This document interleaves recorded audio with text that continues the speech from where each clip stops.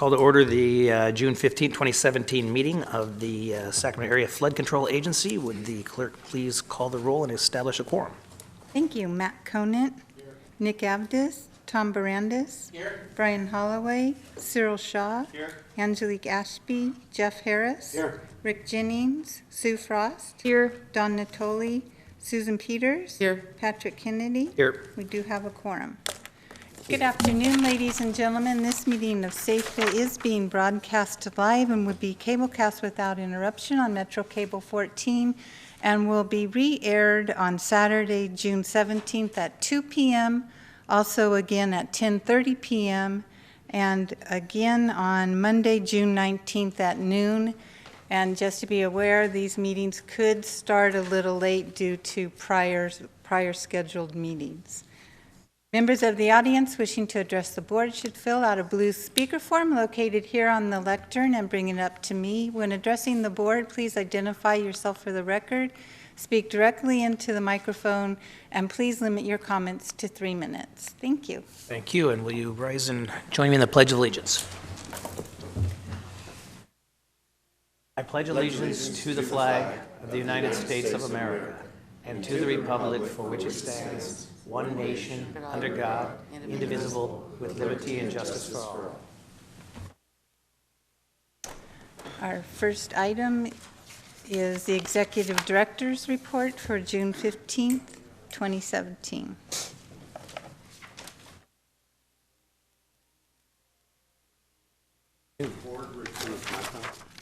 Just wanted to touch on a few things. This is actually, SafeCA's finished up its work of pulling together the information from the Corps and SafeCA's projects for the South Sac Streams Group. We've provided that over to the city and county.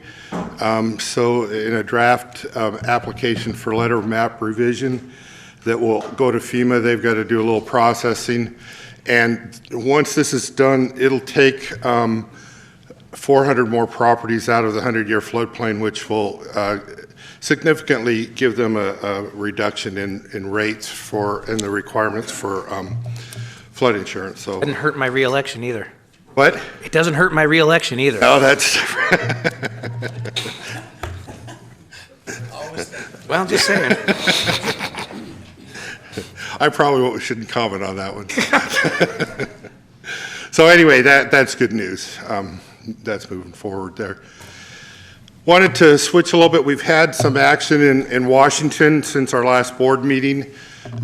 Two things occurred. One, the fiscal year 17 appropriations bill that was passed in early May. They also gave the Corps a pot of money to do a work plan, and that's all been finalized. As you can see, our total amount is just under 80 million. And on the next slide, I'll go through that a little more.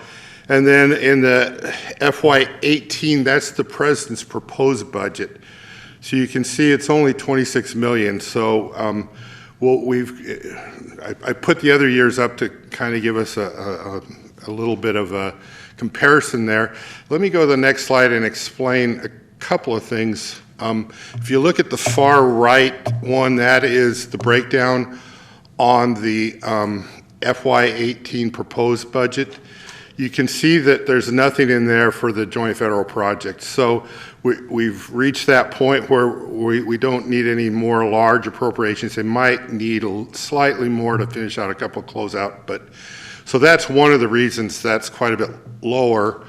And the dam raise, we expect a small contract awarded in 18 and the bigger one starting in 19. So they don't need as much. So what we need to do, you see there's only 20 million in there, a little over for Natomas. We need to work on trying to get that up higher. And then also we're working to try to get, you'll notice that there's a line for PED, that's pre-construction engineering and design. That's to do the first design work on the general evaluation report work that was authorized in December. We're also going to try to get some new construction funding in 18. So we've got some work to do to try to get those numbers up a little more where we'd like to see them. looking in the 17, if you look over in the middle column, there's one that says 17 omnibus appropriations that occurred on May 1st. Looking in it, there was only 2 items in that. That was a little under 21 million for the joint federal project, and then going down a little over 21 million for Natomas, so just under 42 million total.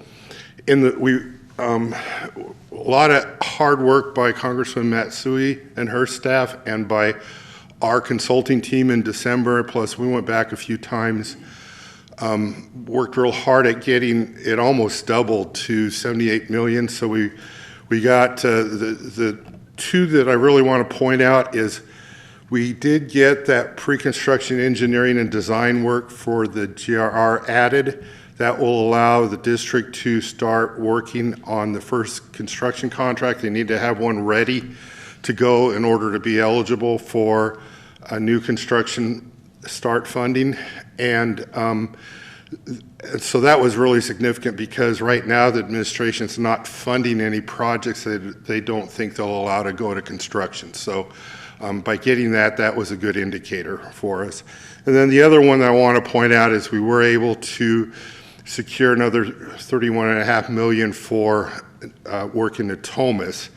And so I'm going to go to the next slide.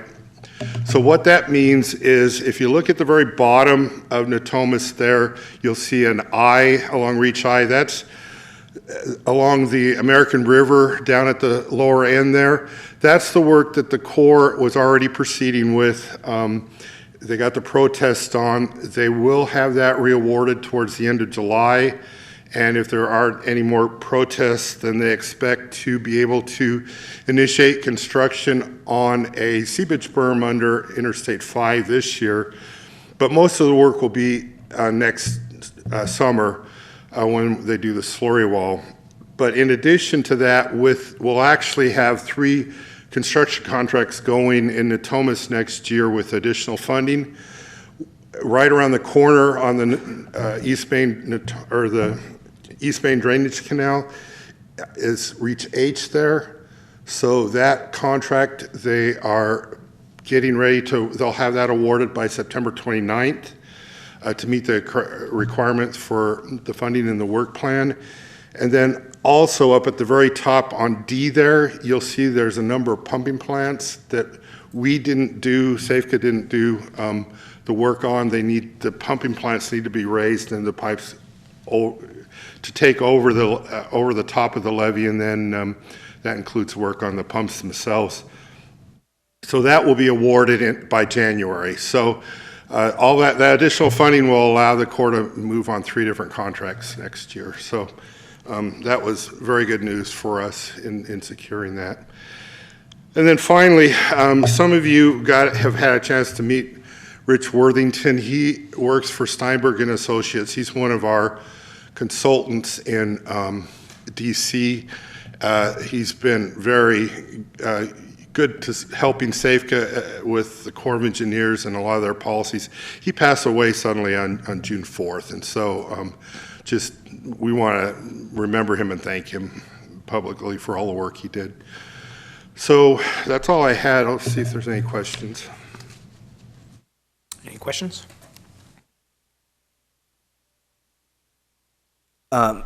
For 2018, I think it was it 28 million? Yeah, we can have you put that back allocated up, the table. Lindy? My question is, what would be fully funded? What would we need for that to be fully funded for 2018? Well, we're working with the district to see if they can get some additional, they know that there's actually 2 contracts for Reach I, so they know they have the second contract for Reach I that can be ready in for additional funding in 2018. Oh, it's up there, let me go back. So, okay, on this one. So, and then the other one where we so I'd like to see that Natomas one up closer to 50 million range. We're also looking at some other projects that could be ready to go into Natomas also. And the other one that I'd like to see at least maybe 5 or 10 million on is a small contract, at least on the GRR, to get that one started there. Thank you. Questions? Very Thank much. you. Our next items are consent matters. Items 2 through 8 are in order. It's been moved and seconded. Is there any questions or anything that a member wants to pull? I have no cards from the public. All those in favor? Aye. Opposed? Abstain? Separate matters, item 9, resolution number 2017-053, approving the recommended fiscal year 2017-18 budget.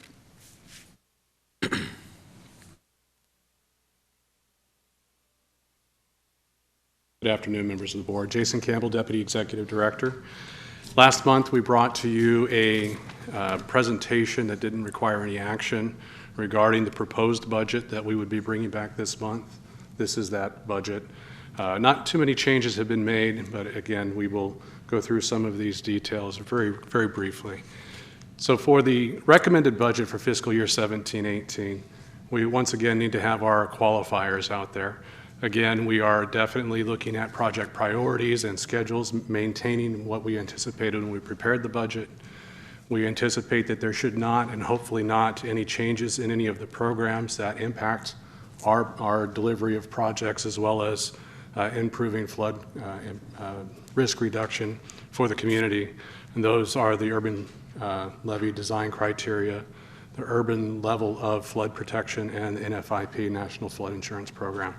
Those tend to have a good impact on how we strategize and how we move forward. So we're anticipating no changes in those major efforts.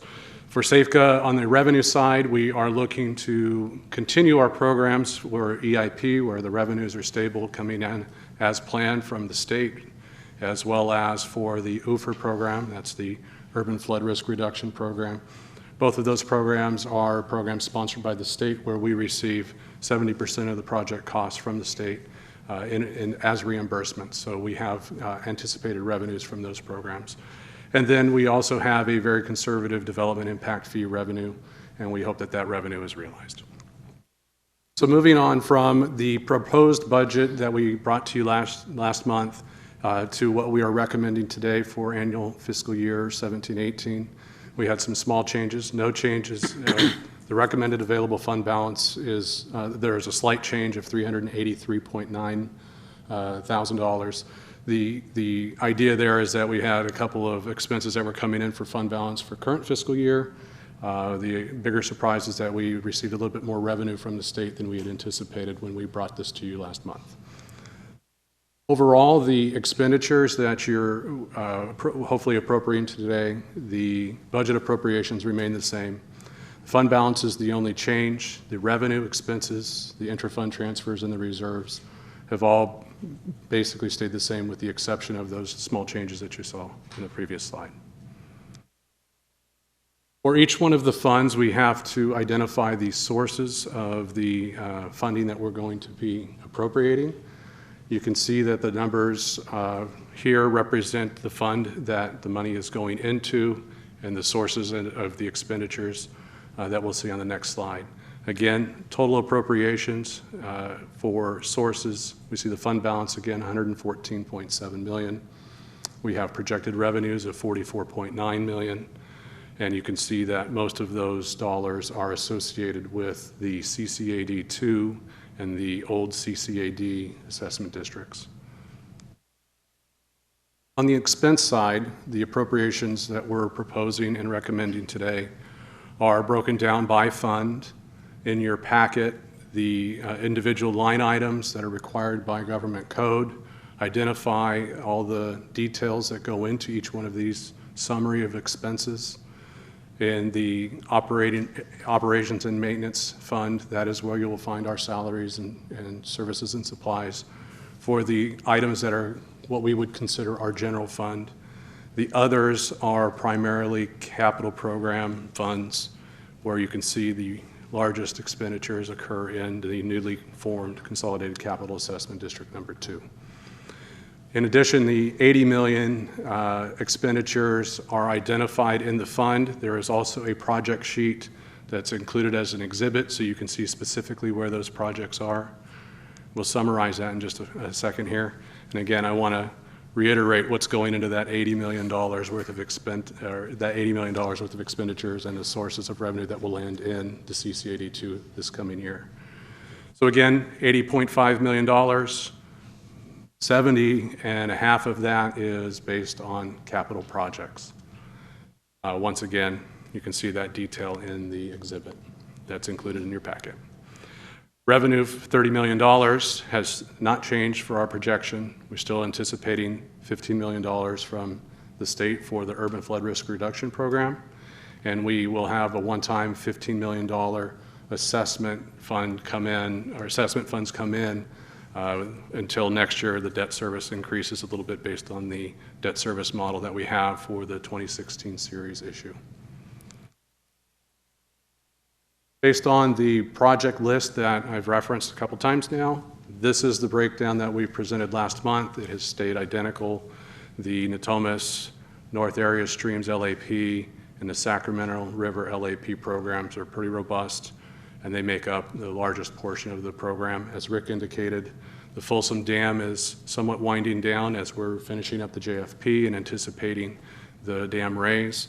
There are efforts built into each of those. We have another 8% of projects that are out there that are miscellaneous things that are supporting other programs or continuing programs that are already in existence. And then, of course, we carry a mere 2% as an overall funding contingency in this program for 325H. So some things to consider, as Rick was indicating, that our programs are really built around cost sharing between our federal partners and our state partners. And with the fund sharing and the cost sharing agreements that we have in place, we really do need the federal appropriations to be maintained so that we can continue with delivering projects as we scheduled and as we have prioritized. And then, of course, the state funding streams are getting a little more shaky, I would say, with Props 1E and 84 funding being committed and moving forward. Not anticipating any additional influxes to those. We're anticipating that in the near future, the state will have to find another funding stream, whether that's the general fund or some other mechanism. So those are things that we need to consider as we move forward. Currently, our assumptions on this are pretty solid based on the 1E and the other federal appropriations that we've seen. So once again, before I roll up here, we're asking that the board approve, I almost said adopt, approve the recommended budget, and that the total appropriations of $159.6 million with the sources and uses as described. Any questions on this recommended budget? Questions? Or a motion? Approved and seconded. All those in favor? Aye. Opposed? Abstain? See you next year. Thank you. Separate matters, item 10, resolutions authorizing the executive director to execute agreements related to the Bright Landfill Remediation Project. Resolution 2017054 is a cost-sharing agreement between Yolo County and SAFCA for cooperation on remediation of the former Bright landfill. And Resolution 2017055 is an amendment to the voluntary cleanup agreement with the State of California Environmental Protection Agency, Department of Toxic Substances. Good afternoon. Dan Tibbetts, Principal Engineer, SAFCA staff. I'm here to talk today about the status of the Lower Elkhorn Basin Levee Setback Project and the Bright Landfill Remediation Project. So, big picture on the bypass system, there are many efforts, including the American River Common Features General Reevaluation Report, the West Sacramento General Reevaluation Report, the Water Users Biological Opinions, the Central Valley Flood Protection Plan, and Cache Creek Settling Basin and proposed improvements. These efforts have all led to a list of different projects that are in various phases of feasibility, analysis and design. Those are included on this figure here. This is the north portion of the Yolo bypass from basically the city of West Sacramento on up to the Fremont-Weir vicinity.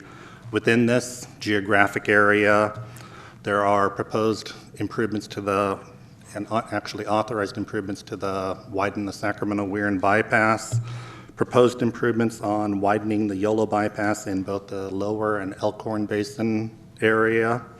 There are fish passage improvements along the existing east levee of the Yolo bypass and across Fremont-Weir. There's flood risk reduction improvements being proposed regarding widening the Fremont-Weir, and then there are improvements to the Cache Creek settling basin itself. The next figure is the lower portion of the Yolo bypass from just below the city of West Sacramento down to the community of Rio Vista. On this graphic, potential improvements include the deepwater ship channel and Egbert tract conveyance improvements. So improvements to the bypass system, to the Yolo bypass system, will draw more flow off of the Sacramento River that would have continued on down the Sacramento River adjacent to Natomas and on down into the Pocket and Little Pocket area. Improvements to the Sacramento-Weir bypass would draw more flow that is contributed by the American River into the Sacramento River and would have continued on down the Sacramento River adjacent to the Pocket and Little Pocket area. So by widening the Yolo and Sacramento bypasses and improvements to the Fremont and Sacramento weirs has a significant impact on reducing the flood risk for the city of Sacramento. One of the first projects in the queue is the California Department of Water Resources Lower Elkhorn Basin Levee Setback Project. That's depicted on this graphic. This is the green line on the figure is the existing east levee of the Yolo bypass. The blue line is the proposed setback project. On the south side, just above where it reads Sacramento bypass, the blue line is the proposed setback for the Sacramento bypass. So SAFCA, as approved at the January board meeting, SAFCA partnered with the state of California to work on relocation and remediation of the Bright landfill.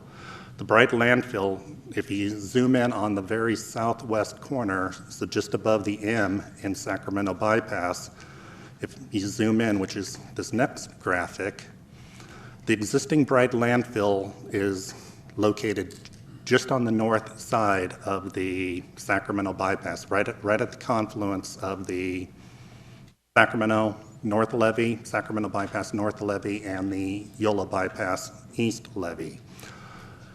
It's proposed to set back the north levee of the Sacramento Bypass to the alignment shown, and the east levee of the Yolo Bypass to the alignment shown. Making the existing landfill, it would be within the floodway, which is not permissible. So SAFCA partnered with the state of California in January to take the lead on relocation of the Bright landfill. The location of the proposed landfill, there's a program with the Department of Toxic Substance Control to permanently dispose of landfill materials.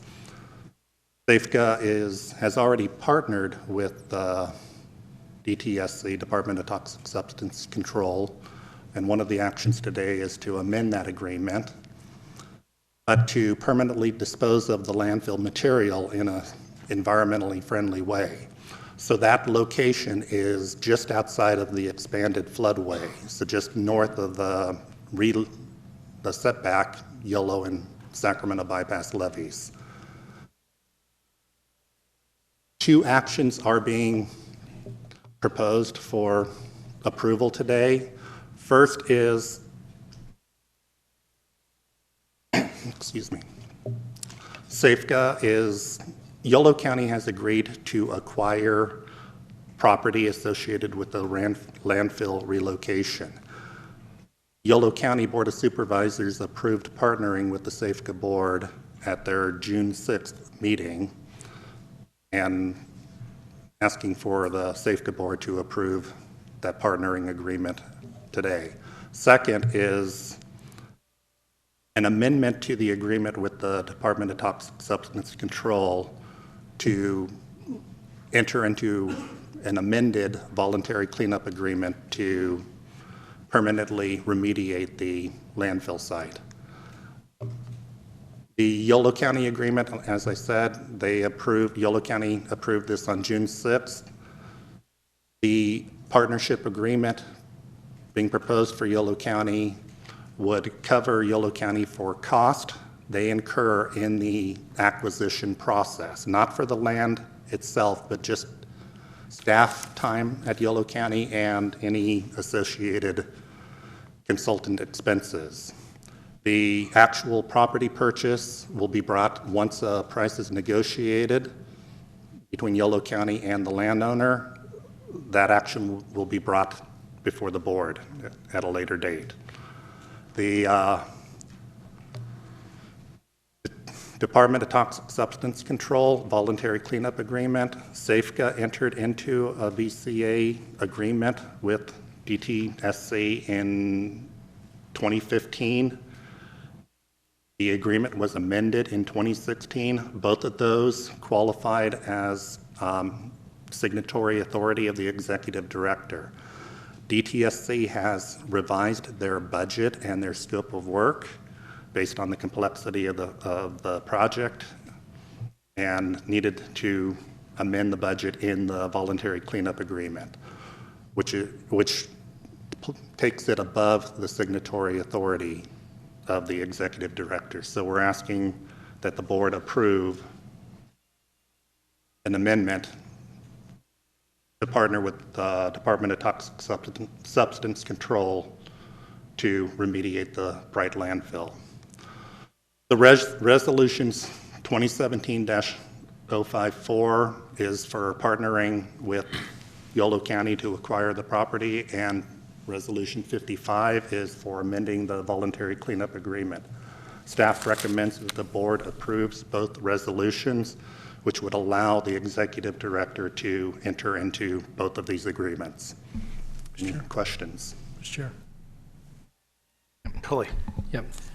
In this staff analysis on the fiscal impact, so the $8,700,000 estimated cost for removal landfill relocation, who's that being borne by? Initially, it will be borne by Safeco using DIF funding, but the partnership agreement with DWR executed in January of this year ultimately will provide for DWR reimbursement of expenses associated with the Bright landfill remediation. But then Safeco forever and all time is going to own the monitoring for the relocated landfill at $50,000 a year? Yes. Well, how's that fair? Who owns it now? Well, it's privately held right now. $50,000 a year in perpetuity is a long time. It's a lot of money, too. It is, but the flood Yeah. risk reduction, Would we not be better to find a landfill where that information, that could be removed permanently and it doesn't become, we don't have a manifest, then to have a responsibility to monitor, find another landfill that could tape it, make sure the waste is properly disposed of, and hand that off to somebody? the alternative analysis that came up with the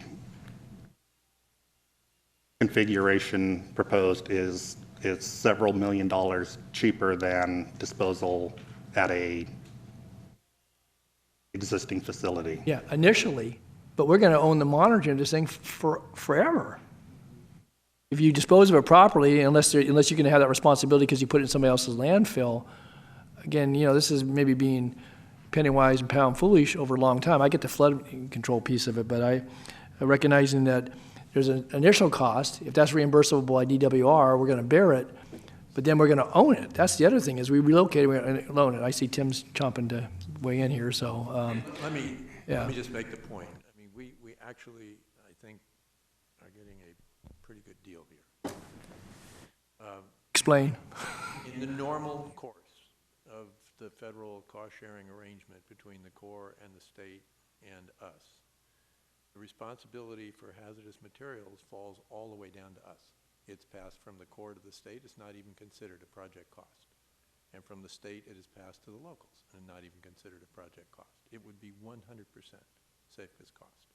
In this case, because we're prepared to move forward, because we've come up with a plan, because we have a viable plan to move the materials at about half the cost of taking it to a certified, Class 1 facility, DWR is willing to reimburse us 100% for the actual cost. So we're stuck with 50% or $50,000 a year. The present value of that is far less than what we would have had if we had, proceeded under the normal course of the cost-sharing agreements that we typically are obligated to sign. So it's cheaper for us to absorb $50,000 a year than the $8 to $15 million a year that could conceivably be fixed upon us. DWR does not have to reimburse us. So where's the $8 to $15 million? $8 to $15 million. 8 is the cost to put it in the basin. 15 is the cost to ship it and be done with it. That's why DWR was encouraged to adopt this approach of a corrective action management unit, placing it near the site. There is the long-term maintenance cost, but the long-term maintenance cost as a present value is far less than it would cost to take it, to a Class 1 facility. And we're escaping all but the annual monitoring cost while expediting the project that's going to lower water surface elevations in the river by, I get all that, Tim. And I get that. I understand the project, and I know you worked on it. I just wanted to know, though, because with no end date and knowing, again, from a county's perspective, where you own a landfill forever, there's no way to get it closed in a way, even if you relocate, that somehow you're going to get out from under that. So basically, we're going to own that material forever. I don't see the rules getting any less, and so maybe it's a bargain, because at 20 years, that's only $1 million. But over time, and if regulations change, sure. Again, It's possible. Yeah. Now, we're relying on the advice of our professionals here in the construction and design of this corrective action management unit. But, the present value at $50,000 a year is, again, way less than we would pay if we were to take responsibility for moving it to a Class 1 facility, which we probably would have to do if we said, hey, we're out. Mm-hmm. Okay, again, obviously analysis has been done. It may be in background documents, but I didn't see all that here. I just saw the explanation. That's why I asked the question. Certainly you've briefed this board and its members over time on this. I'm not taking exception to that. Again, when I look at taking a $50,000 a year obligation on with no end date, not 20 years, not 40 years, not 100 years, basically, perpetuity, that's a long time, and maybe that's a good bargain even at that length of time, and it probably sounds like it is, but that's why I wanted to ask the question, so thanks. So it could cost us $23 million. 15 plus 15 8. was the So you don't count the 8 in there. The 8 was the alternative. So 8 to take it local. Okay, so 15 if you load it up and take it to a Class 1 facility. So in 300 years, we could be out. And we settled for the $8 million that the Corps, or the DWR agreed to reimburse us for. Right, okay. Any other questions? Motion. Chair moves approval. Second. Motion and a second. All those in favor? Aye. Opposed? Abstain? Thank you. Next item, please. Next item, 11, resolution number 2017056, recognizing Mr. Timothy N. Washburn for his contributions to the Sacramento Area Flood Control Agency. Good afternoon again, and Don, I'm glad you make didn't this let fast Tim for you, off the Rich. hook his last. Make this quick. Yeah. You're not going to change your mind now, are you? No? Yeah. So as you know, Tim's retiring from full-time position here at Safeco, and then we're bringing him back on as a retired annuitant. So he was pretty adamant that he didn't want me to give him a big framed reso, which is probably just as well, because I don't think I could have fit all of his contributions on one frame, but I'm going to make him uncomfortable anyway, make him stand here while we talk about him. So, even though you're not going to get a framed thing. So this is a roast, is what you're saying. No, we don't have enough time for all the roasting that would do. But we do have a reso in front of you that it's just a highlight of his contributions. It really doesn't probably come close to doing it justice. I actually reached out to the 3 former executive directors, to Bill Edgar, to Butch Hodgkins, and to Stain Buer, to get All of whom declined to attend. Like, if you can't say something nice, don't say anything at all? Is that what it is? So I got their input, and also from Joe Countryman, who used to be at the Corps and has been a Safeco consultant and is now on the Central Valley Flood Protection Board. And it's interesting you said that, Phil, because most of their comments are probably more appropriate for a roast. So hopefully someday, Tim, you'll let us have one. But I do want to share one that is probably a bit of a roast, but that Butch gave me, but I couldn't pass it up. So Butch said, not every idea from Tim's fertile mind is a blessing. Tim has described himself as a frisky dog. The executive director would throw the ball and send the frisky dog to find it and bring it back. Many, many times the frisky dog brought back a ball that was not the one he was sent after. So I thought other things that frisky dogs do too.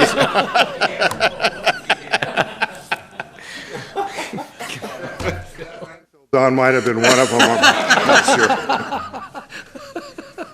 But, early on, when after the 86 flood and Safeco was formed, the thought at the time was we'd build Auburn Dam, we'd pull Safeco in to be the cost share partner for a few years while we got the authorization, and until the dam got under construction, then Safeco would go away and the county would take over collection.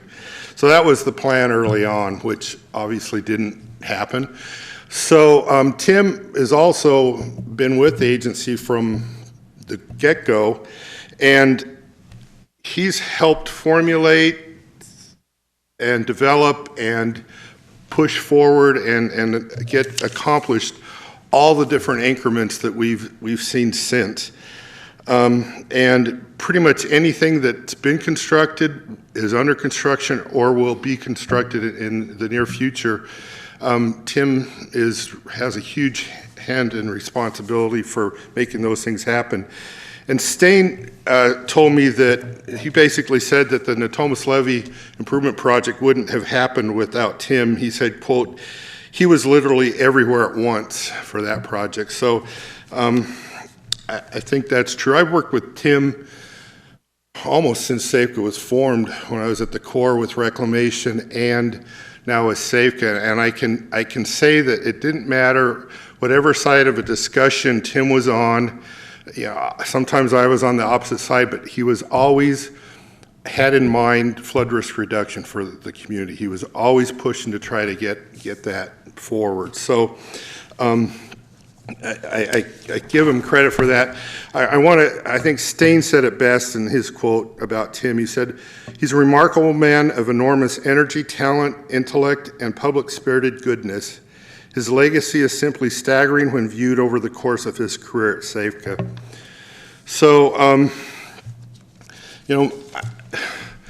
Tim is always thinking, he never turns his mind off. We only pay him for 40 hours a week, but I get emails from him 1, 2, 3 in the morning, and they're not just a paragraph, they're volumes, So I assume moving forward, I doubt he's going to turn that mind off. We only pay him for less time. So we'll still get his mind for a while, and I appreciate that. But we do have this reso here that I'd like you to consider passing for our for Tim as city of Sacramento wouldn't be as safe as it is today if it weren't for Tim. He's been a great colleague, and I consider him a friend, so I'd like you to consider passing the resolution for him. Thank you. Mr. Washburn, would you like to say anything? I know the answer is no, but I'm asking you to say something. Well, I'm very humbled by the comments. I've been very fortunate. I get to work in the public interest, for public safety, for environmental enhancement. I work with an incredibly motivated staff of people who come to work every day with a great passion for what they do. We have, as you know, a huge army of consultants in government relations, in engineering, and environmental review, and permitting, and in assessment support, all very professional, highly dedicated. It's been stable for a long time. And so it's, you know, a privilege to work with a team like that. And then we've had just exceptional leadership. Bill Edgar, who got us started. Butch, who kind of managed the transition from the Auburn Dam to our sort of Folsom Dam and levee improvement program. Stain, who came, I remember when Stain first came, it was 2003. He was coming out of the trenches at DWR, and he kind of thought Safeco would be, you know, kind of an easier task. And the first thing he asked me was to give him, I had an old set of golf clubs, and, you know, oh yeah, why don't you give me your old set of golf clubs? We'll go out. Took him out to Ansel Hoffman, try to show him how to hit a golf ball. And it was like, Stain, yeah, I'll have plenty of time to play golf. This is just Safeco, this is no problem. And then, you know, we have Katrina. We have, you know, an incredibly difficult period.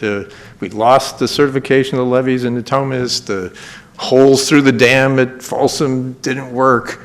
And Stain had to basically reinvent the Safeco program and get it back on track. And you know, each time when Butch left, you, oh my God, who will ever replace Butch? And then Stain came along, my God, who will ever replace Stain? And then we get Rick, who's been here for the last 7 years in probably the most difficult period, you know, where we have the earmark rule and the difficulty of the core 408 program. And I mean, Rick has just been exceedingly good at leading this agency. So again, I feel like, you know,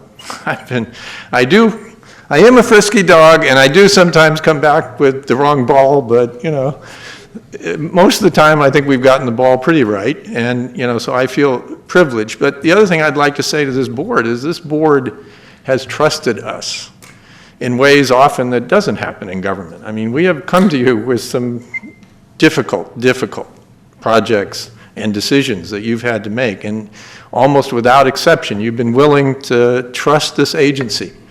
Take risk, go out and do things, get things done. We do, you know, we stay with these consultants, we work through the sole sourcing issues, we, you know, we take some big risks in order to reduce risk. And we've been very successful in doing that. It's a lot because this board has invested its trust in this agency in ways that we really, really appreciate. The other thing I'd like to say is we all know the core program is congressionally driven.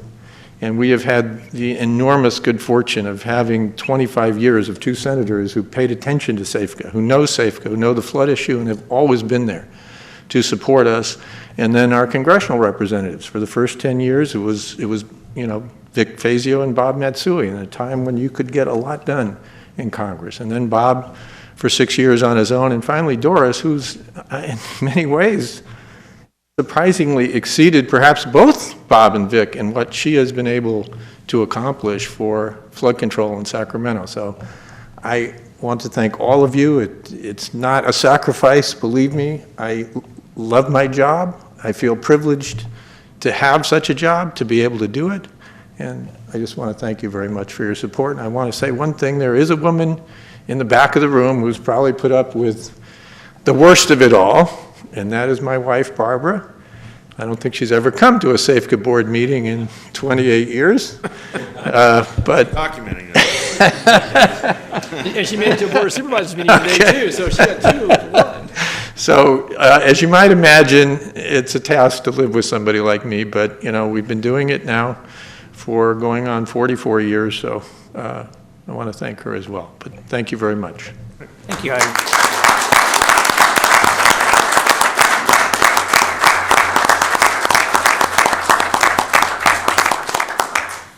Ms. Washburn, you can get this online, by the way. You don't need it. Director Harris.